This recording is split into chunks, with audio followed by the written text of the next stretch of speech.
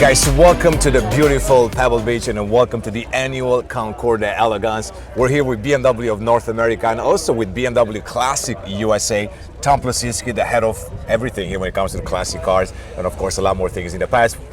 You know Tom by now, so I'm not even going to go further with any introduction. Tom, why are we here today and what do we have here to show? Well, we have something really special today, right? I mean, we're standing in front of arguably one of the most valuable cars in the world. There's a story that goes behind it, and we should talk about it. So this is the 50th anniversary of the Art Car program. And in order to understand this car, I think we need to go right back to the beginning. And the beginning was in 1975, a gentleman by the name of Hervé Poulain, who was a gentleman racer and also an art auctioneer, approached Jochen Nerposch, another name we know, right, and said, hey, do you have a car we could race at Le Mans? I want to be a driver. And Jochen said, yes, we do have one. It was actually the car that was used to test at Daytona the year before. So this car was sitting in Munich with its, this tri-stripe livery, and then Hervé said, great, and can I have my friend paint it? And if you think back to the 70s, race cars were painted in their country colors at the time, right? So the Germans were either silver or white, France was blue, Italians were red, that sort of thing. So this was something different. And the first art car was done by Alexander Calder, and it was a very bright color with primary colors, and it made a huge impression at Le Mans. Then they went, hey, we got to do this again. So the second car was done by Frank Stella. It was another 3.0 CSL. The third was done by Roy Lichtenstein, and it was a 320 turbo. That brings us to this car. So this car was the fourth of that series of cars that Hervé Poulain was instrumental in starting, and he asked Andy Warhol if he would do a car, and Andy said sure. And so normally the artist gets a maquette, so it's basically a model of the bodywork, and it's a fairly large one. It's about, I'd say, 2 feet long. And they do their art on that, and then it gets transferred to the real car by our master painter outside of Munich. So a maquette was sent to Warhol, and he was told that he shouldn't do any art on the windows because it's going to race, so you can't have the windows covered. Visibility. So visibility, it's important.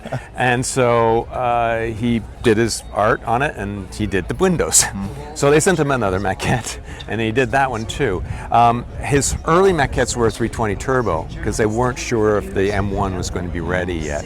And the M1, it became clear the M1 was going to be ready, so they decided to send him another maquette for the M1, and he came up with this artwork more or less on the maquette, but he painted over the windows again. And he said, I'll just come to Munich and paint the real car. So when he got to Munich, the car was taped off on the windows, so he couldn't paint those, and he did the whole thing in 28 minutes. Crazy. So he did it with large paint brushes. You can see the brush strokes on the car. You can see his finger making little marks here and there and everywhere. Exactly. And then he signed it on the rear with his finger. Yeah, maybe we'll walk around to see it. And we can walk around to see that.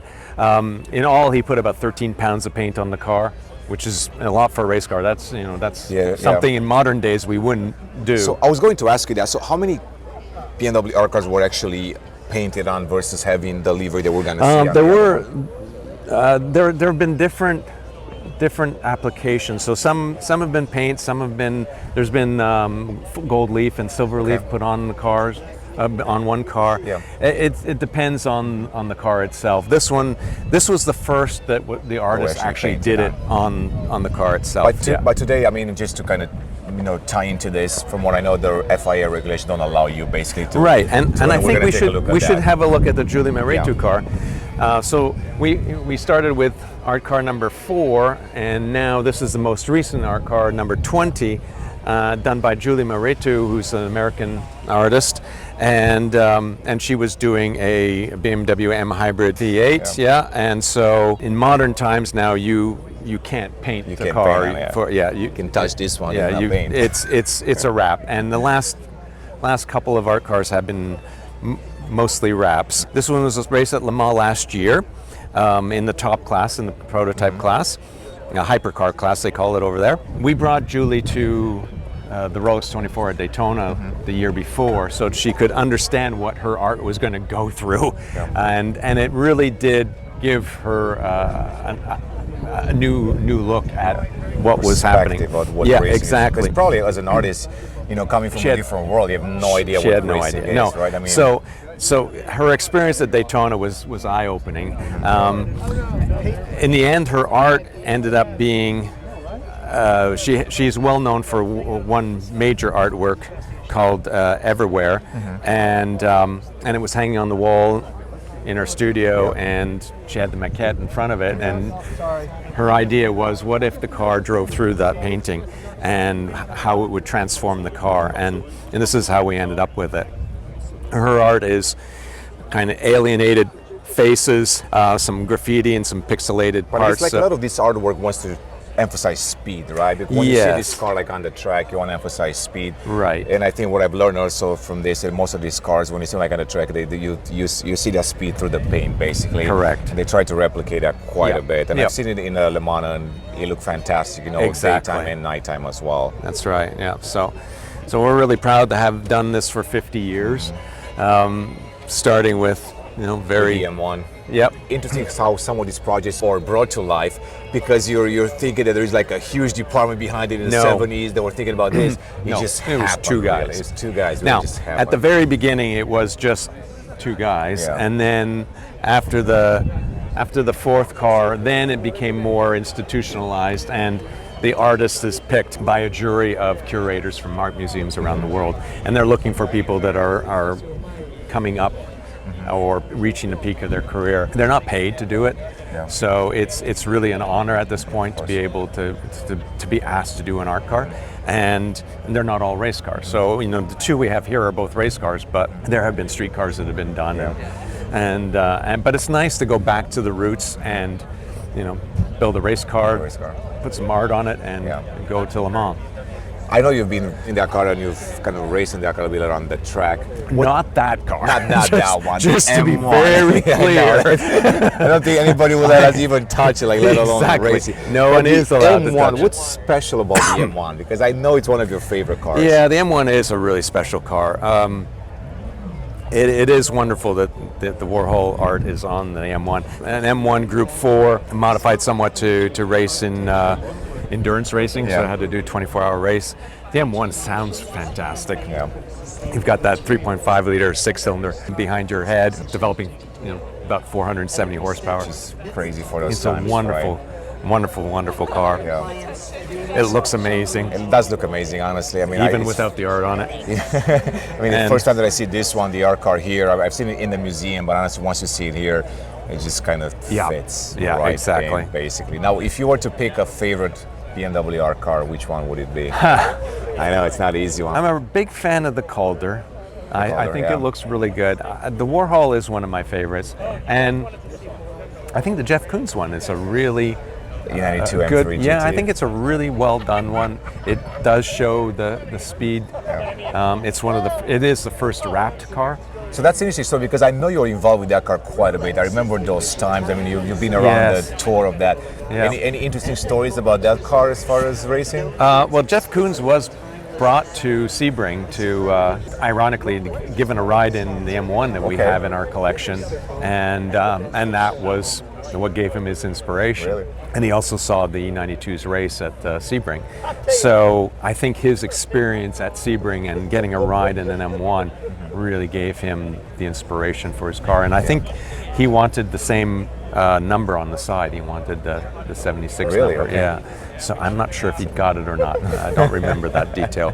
But yeah, he was really inspired by the M1 and Sebring. So and I think it turned out to be turned out great. I mean, same thing with that car. When you see like on the track, and I've seen all these photos, I haven't seen it live. It's beautiful. Yeah. What's the best part of your job, Tom? and maybe let's wrap this up with this event here. Why is this an event so special? Yeah, this is a really special event for sure.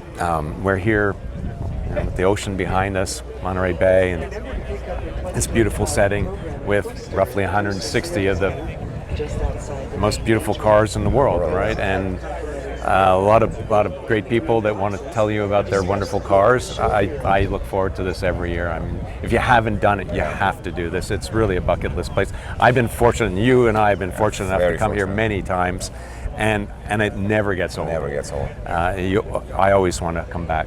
And it also shows, honestly, from a BMW perspective, it shows the rich history of BMW, the heritage. You know, you can tap into so many different things every single year. Yes. Last year was the turbo concept. And exactly. Every year you can bring something special to the table. Right. I think that speaks volume of what BMW has really achieved over the years, you know. And even like design-wise, when we look at these cars, completely different. I mean, that car looks like almost nothing like a BMW back in the day, you know, like so cool, you know. So I think, to me, that's the most fascinating part, that you can always bring something from the vault and say, okay, we have something for this year. Yes. So that makes your job probably a lot of fun, you know. A lot of fun. The lead up to this week is a lot of really hard work by a lot of people. You know, certainly to transport these two vehicles across the ocean to get them here and put them on the show field is nothing.